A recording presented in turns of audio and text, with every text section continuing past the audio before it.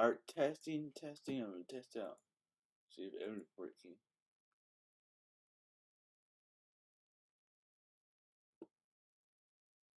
Testing.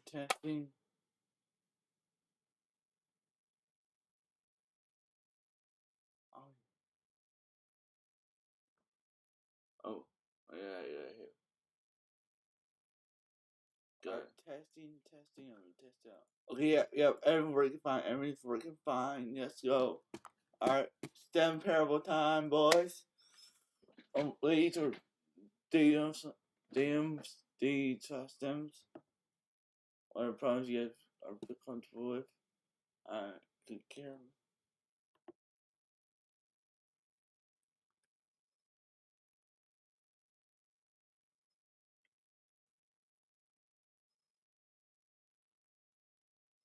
Alright, we're gonna be playing the STEM parable.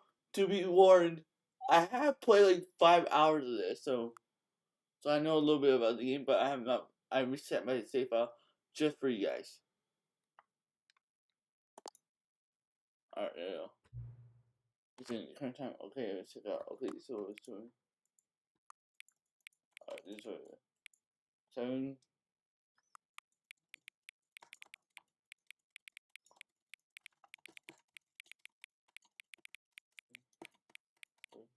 54. Alright, there you go.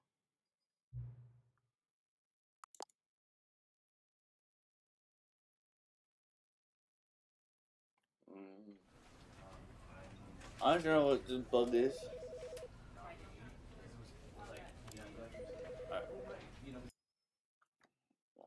Hold on, like into notifications. Ow. Shouldn't be on the phone, guys. A lot of people are jealous of my hair. I don't know why, but people are. This is the story of a man named Stanley. Stanley worked for a company in a big building where he was employee number 427. Employee number 427's job was simple. He sat at his desk in room 427 and he pushed buttons on a keyboard. Orders came to him through a monitor telling him what buttons to push, how long to push them.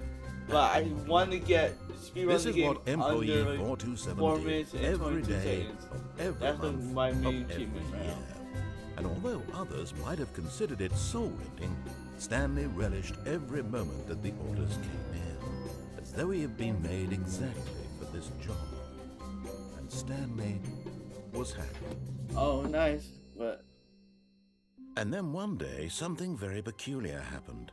What? Something that would forever change Stanley. Something he would never quite forget. He had been at his desk for nearly an hour when he realized that not one single order had arrived on the monitor for him to follow. No one had showed up to give him instructions, call a meeting, or even say hi. Never in all his years at the company had this happened, this complete isolation. Something was very clearly wrong. Shocked, frozen solid, Stanley found himself unable to move for the longest time. But as he came to his wits and regained his senses, he got up from his desk and stepped out of his office. Okay. Oh, well, I wonder what happens if I stay in this office.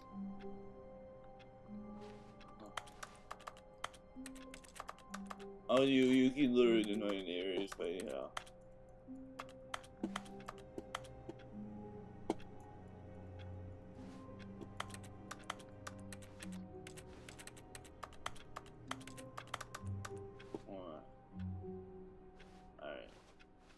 All of his co-workers were gone.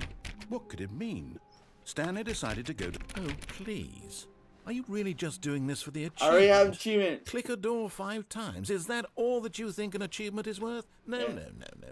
I can't just give these merits away for such little effort. A measly 5 clicks. Now suppose you were to click the door 20 times. I would say that's the kind of... When Stanley came to a set of 2 open doors, this was not the correct way to the meeting room, and Stanley knew it perfectly well. Perhaps he wanted to stop by the employee lounge first, just to admire it. Ah, yes, truly a room worth admiring. But eager to get back to business, Stanley took the first open door on his left. No. I don't want to. No. Actually, I feel like it's spoiling, but anyway. I'm very spoiling you. And so he detoured through the maintenance section, walked straight ahead to the opposite door, and oh got wait, back I on know what track. ending is. Where's the broom closet? Where's the broom closet? Yet there was not a single person here either. Feeling a wave of disbelief, Stanley decided to go up to his boss's office, hoping he might find... Stanley stepped into the broom closet, but there was nothing here, so he turned around and got back on track.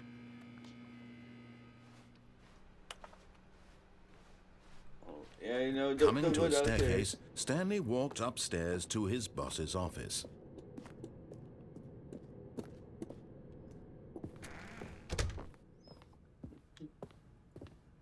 Stepping into his manager's office, Stanley was once again stunned to discover not an indication of any human life. Shocked, unraveled, Stanley wondered in disbelief who orchestrated this, what dark secret was being held from him. What he could not have known was that the keypad behind the boss's desk guarded the terrible truth that his boss had been keeping from him, and so the boss had assigned it an extra secret PIN number, 2845. But of course, Stanley couldn't possibly have known this. Yet incredibly, by simply pushing random buttons on the keypad, Stanley happened to input the correct code by sheer luck. Amazing. He stepped into the newly opened passageway. Alright. Oh.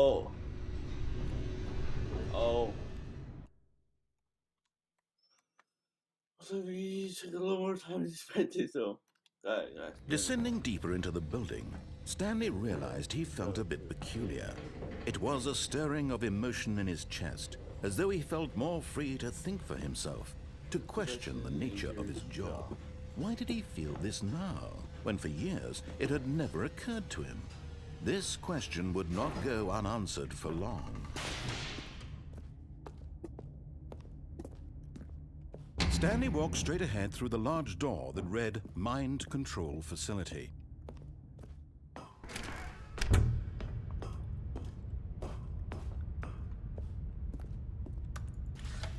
The lights rose on an enormous room packed with television screens.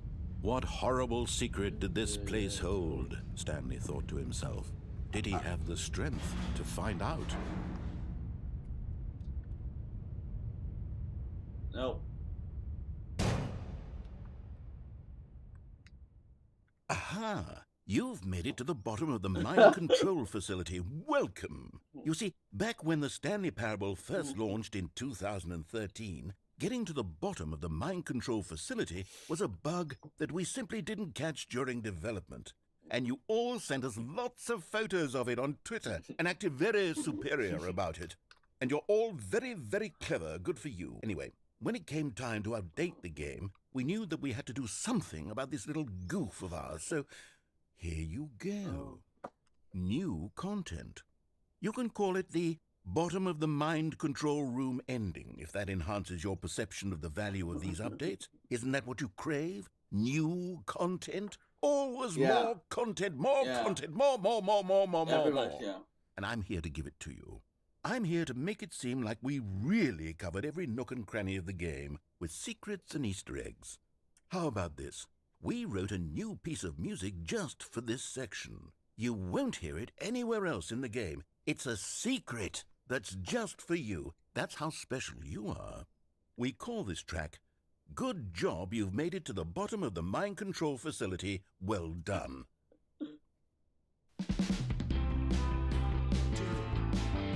Yeah! Good job. You did it. Good job. 3, 2, 1. Good job. You made it to the bottom of the mind control facility. Yeah. Jumped on the catwalk. You should have been careful. You should have been careful. It used to be a bug, but now it's an ending. Now it's an ending. I believe in you. I believe in your ability to cross this barrier. I know. Chase your dreams. Railings don't mean anything. Good job, you did it. Good job, you did it. Yeah. Good job, you did it. Yeah. Good job, you did it. Good job, you did it. Good job, you did it. Good job, you did it. Good job, you did it. Good job, you did it. Good job, you did it.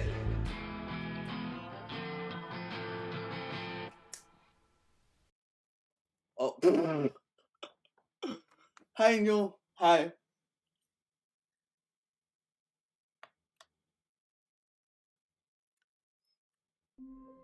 Oh shit. Oh god. Oh, 这没看有个像二。 All of his co-workers were gone. What could it mean? Stanley decided to go to the meeting room. Perhaps he had simply missed a memo.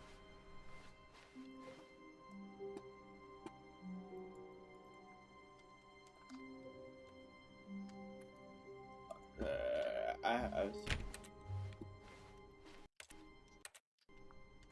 don't know. When Stanley came to a set of 2 open doors, he entered the door on his left. Guys.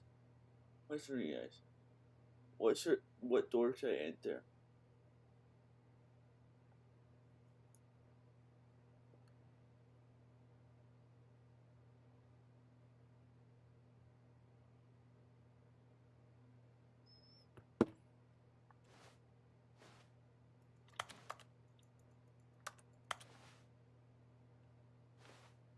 Hello.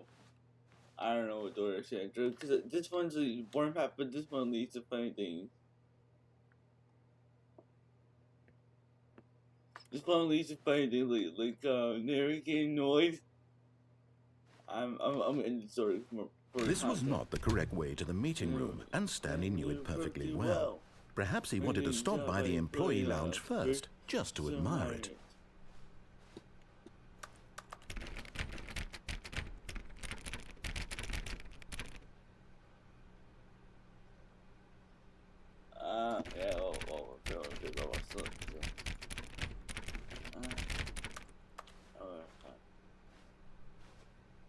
Wow. Yes, this room. What about eager to get back to business, Stanley took the first open door on his left. Nah, I kind of want to do that instead of close the door on you. Boom. Hi. Stanley was so bad at following directions, it's incredible he wasn't fired years ago. Look, Stanley, I think perhaps we've gotten off on the wrong foot here. I'm not your enemy, really, I'm not. I realize that investing your trust in someone else can be difficult, but the fact is that the story has been about nothing but you all this time. There's someone you've been neglecting, Stanley. Someone you've forgotten about. Please, stop trying to make every decision by yourself. I know who it is. I'm not asking for me. I got that uniform, but I'm just going to try to get the funny one. Your chance to redeem yourself, to put your work aside, to let her back into your life. Actually, she's been waiting. Oh. I kind of want to see it more. Alright, now. That's her, Stanley. Oh, no, you can't. Did you just unplug the phone? No, that wasn't supposed to be a choice. How did you do that? You actually chose incorrectly? I didn't even know that was possible. Let me double check. No, it's definitely here, clear as day. Stanley picks up the phone. He's taken to his apartment where he finds his wife, and the two pledge themselves to one another. Music comes in, fade to white, roll credits. Not picking up the phone is actually somehow an incorrect course of action. How is that even possible? None of these decisions were supposed to mean anything. I don't understand. How on earth are you making meaningful choices? What did you... Wait a second. Did I just see... Hello? No, that's not possible. I can't believe it. How had I not noticed it sooner? You're not Stanley. You're a real person. Uh-oh. Shit. I can't believe I was so mistaken. This is why you've been able to make correct and incorrect choices. And to think I've been letting you run around in this game for so long. If you'd made any more wrong choices, you might have negated it entirely. It's as though you completely ignored even the most basic safety protocol for real-world decision-making. Or did you not grasp the severity of the situation? Well, I won't have that kind of risk on my watch. I'm going to stop the game for a moment so we can educate you properly on safe decision-making in the real world. Please observe this helpful instructional video. Choice. It's the best part of being a real person. But if used incorrectly, can also be the most dangerous. For example, in this scenario, a hypothetical real person named Rupert has a choice. He could invent a machine that eliminates food shortages across the world to make life better for all people. Make that choice, bitch. Or he could spend years of hard work forgetting how to read. What? Which choice would you make? Remember that unlike here, the real world makes sense, and at no time should you make a choice that does not conform to rational logic. If you find yourself speaking with a person who does not make sense, in all likelihood, that person is not real. Allow the person to finish their thought, then provide an excuse why you cannot continue talking. Turn to a partner and practice saying, "My goodness, is it 4:30? I'm supposed to be having a back, sack, and crack." My goodness, it's for that. I'm supposed to be a backstab and crack. Excellent. Making choices on a regular basis is the best part to a healthy decision-making process. Most medical professionals recommend making at least 8 choices per day. What? Do you make more than 8? Less? And finally, if you begin to wonder if your choices are actually meaningful and whether you'll ever make a significant contribution to the world, just remember that in the vast infiniteness of space, your thoughts and problems are materially insignificant. That is not and the comforting. feeling should subside. That is not comforting At this time, your instructor will guide you in an exercise to test and reinforce the material covered in this video. Ah, welcome back. You may have noticed that this room has begun to deteriorate as a result of narrative contradiction. But not to worry. Now that you're properly informed on good decision-making, we're going to revisit the choice you made just a few minutes ago and see what the correct thing to do would have been. This way, please.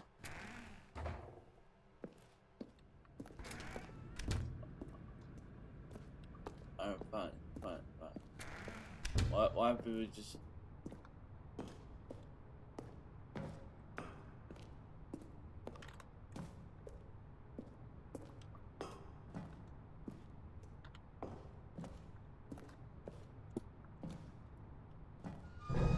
Now that we know your choices are meaningful, we can't have you jumping off the platform No. and dying. No. Imagine the main